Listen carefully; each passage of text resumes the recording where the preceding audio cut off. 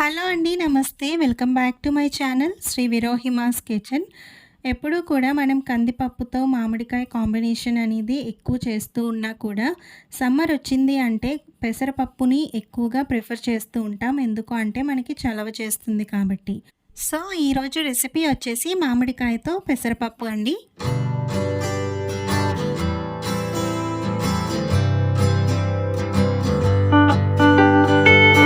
ముందుగా మామిడికాయ పెసరపప్పు కోసం నేను ఇక్కడ ఒక కప్ వరకు పెసరపప్పును తీసుకుంటున్నానండి.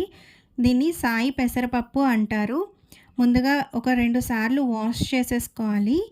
ఈ పప్పుని వాష్ చేసుకున్నాక సరిపడా వాటర్ని వేసి నానబెట్టుకోవాలి. ఒక 5 to 10 మినిట్స్ నానితే సరిపోతుందండి. కందిపప్పు ఎక్కువ టైం తీసుకుంటుంది నానడానికి. అదే పెసరపప్పు అయితే చాలా క్విక్గా నానిపోతుంది. ఇప్పుడు దీన్ని పక్కన పెట్టేసుకోవాలి. ఇలా నానిపోయిన పెసరపప్పులో ఒక కప్ పెసరపప్పు తీసుకున్నాను కదా, అదే కప్తో మామిడికాయ ముక్కల్ని తీసుకుంటున్నాను. అలానే ఒక ఆనియన్ని ఇలా చీలికలుగా కట్ చేసుకొని వేసుకోండి. అలానే 7-8 వరకు పచ్చిమిర్చి చీలికలు వేసుకొని కొంచెం నెయ్యి, పసుపు వేసుకోవడం వల్ల మనకి పప్పు అనేది త్వరగా ఉడికిపోతుంది. ఇప్పుడు ఇలా ఇవన్నీ వేసుకున్నాక ఒకసారి బాగా కలుపుకున్నాక ఇలానే కుక్కర్లో పెట్టేసి బాయిల్ చేస్తాను. కుక్కర్లో వాటర్ వేసి ప్లేట్ పెట్టి గిన్నె పెట్టి బాయిల్ చేస్తానండి నేను. అలా అయితే మాడిపోకుండా ఉంటుందని చెప్పి. మీరు డైరెక్ట్గా ఇలా స్టవ్ మీద పెట్టి కూడా ఉడికించవచ్చు, లేదు డైరెక్ట్గా కుక్కర్లోనే బాయిల్ చేయొచ్చు. ఒక 2 విజిల్స్కే చాలా క్విక్గా ఉడికిపోతుందండి. పెసరపప్పు చాలా తక్కువ టైంలోనే బాయిల్ అయిపోతుంది. అలా అని చెప్పి బాగా పేస్ట్లా చేయకూడదు. మనకి ఇలా పెసరపప్పు అనేది తెలిసేలాగే ఉండాలి. ఇలా పప్పులా తెలిస్తేనే టేస్ట్ అనేది బాగుంటుంది.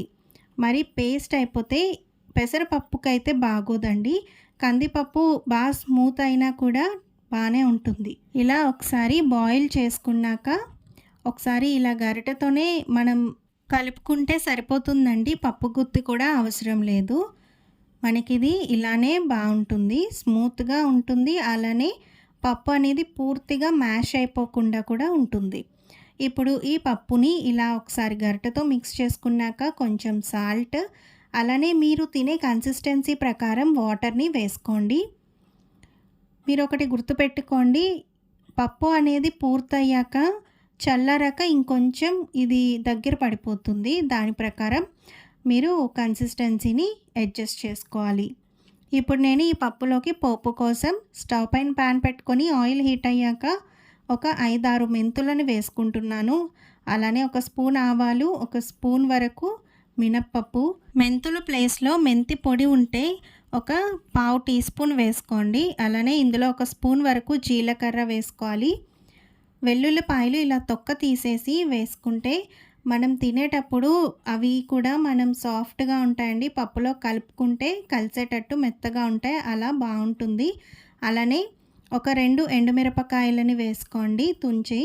అలానే ఇందులో 1/2 టీ స్పూన్ వరకు ఇంగువ వేసుకోండి. ఇవన్నీ బాగా కలిపి ఫ్రై చేసుకున్నాక లాస్ట్లో కొంచెం కరివేపాకుని వేసుకొని కొంచెం చిటపట్లాడాక స్టవ్ ఆఫ్ చేసేయండి. ఇప్పుడు మనకి పోపు రెడీ అయిపోయింది. మనం ముందుగా మ్యాష్ చేసి పెట్టుకున్న పెసరపప్పు ఉంది కదండి, అందులో పోపు అనేది వేసేసుకోవాలి. మనం ఎప్పుడూ కూడా పోపు వేశాక కాసేపు పప్పుని మరిగిస్తే టేస్ట్ అనేది బాగుంటుంది. ఆ పోపులో ఉండే ప్రతి ఒక్క ఇంగ్రీడియంట్ ఫ్లేవర్ అనేది ఆ పప్పులోకి అబ్జర్వ్ చేసుకొని టేస్ట్ ఇంకొంచెం పెరుగుతుంది. ఇప్పుడు మనం పోపు అనేది పప్పులో వేసేసి స్టవ్ ఆన్ చేసి పప్పు అనేది బాయిల్ అయ్యేంత వరకు ఒక 2 నిమిషాలు ఉడికితే సరిపోతుందండి. కేవలం 2 పొంగులు వస్తే సరిపోతుంది. కందిపప్పు కంటే కూడా పెసరపప్పుతో చేసుకోవడం ఇంకొంచెం హెల్తీగా క్విక్గా తయారైపోతుందండి. టేస్ట్ కూడా చాలా బాగుంటుంది. ఈ సమ్మర్లో పెసరపప్పుని ప్రిఫర్ చేయటం చాలా మంచి ఆప్షన్ అండి కందిపప్పు ప్లేస్లో. ఎందుకు అంటే మన బాడీని చల్లగా ఉంచుతుంది. అలానే మనకి కందిపప్పులో కంటే కూడా పెసరపప్పులో ప్రోటీన్ అనేది ఎక్కువగా అధికంగా ఉంటుంది. కమ్మగా పుల్ల పుల్లగా చాలా బాగుంటుందండి. ఆల్మోస్ట్ మనకి పప్పు అయితే ఉడికిపోయింది కదా. ఫైనల్గా కొంచెం మీకు ఇష్టమైతే కొత్తిమీరని వేసుకొని దించుకోండి. అండ్ ఫైనల్‌గా కొంచెం నెయ్యి కూడా వేసుకొని దించేస్తే చాలా టేస్టీగా ఉండే మామిడికాయ పెసరపప్పు రెడీ అయిపోతుంది. ఈ వీడియో మీకు నచ్చినట్లయితే లైక్ చేసి, షేర్ చేసి శ్రీ విరోహిమాస్ కిచెన్ ఛానల్‌ని సబ్స్క్రైబ్ చేసుకోండి. నేను ఈ కన్సిస్టెన్సీలోనే స్టవ్ ఆఫ్ చేసేస్తున్నానండి. ఇది చల్లారాక ఇంకొంచెం దగ్గర పడి ఇలా మనకి థిక్‌గా ఉంటుందన్నమాట. మీరు కూడా కొంచెం మీకు కావాల్సినంత థిక్‌నెస్ రావాలి అంటే కొంచెం ముందుగానే పల్చగా ఉన్నప్పుడే స్టవ్ ఆఫ్ చేయండి. చల్లారాక ఇలా దగ్గర పడుతుంది. ఓకే అండి. బాయ్.